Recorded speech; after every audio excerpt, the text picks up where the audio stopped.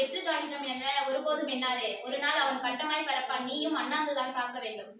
மனதில் உறுதி வேண்டும், வாழ்க்கையிலே இனிமை வேண்டும், நினைவு நல்லது வேண்டும், நெருங்கின பொருள் கைப்பட வேண்டும், கனவு மெய்ப்பட வேண்டும், கைவசமாவது விரைவில் வேண்டும், தனமும் இன்பமும் வேண்டும், தரணியிலே பெருமை வேண்டும், பெண் காத்திட வேண்டும், பெரிய கடவுள் காக்க வேண்டும், மண் பயனுற வேண்டும், வானகம் இங்கு தென்பட வேண்டும், உண்மை நின்றிட வேண்டும், அதற்கு மனதில் உறுதி வேண்டும்.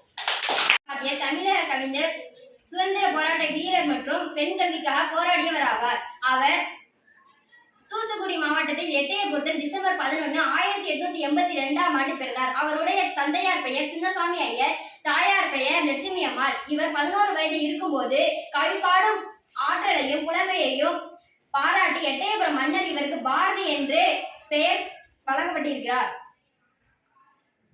சாதிகள் இல்லையடி பாப்பா என்று கூறிய பாரதியார் தீண்டாமையை அறவே மறுத்தார். கண்ணன் பாட்டு, குயில் பாட்டு, பாஞ்சாலி சபதம், புதிய ஆத்திச்சூடி போன்ற புகழ்பெற்ற காவியங்களை பாரதியாரால் எழுதப்பட்டது. பாரதியார் தேசிய கவிஞர், மகாகவி மானுடன், பாட வந்த கவிஞர் என பல பெயர்களால் அழைக்கப்படுகிறார்.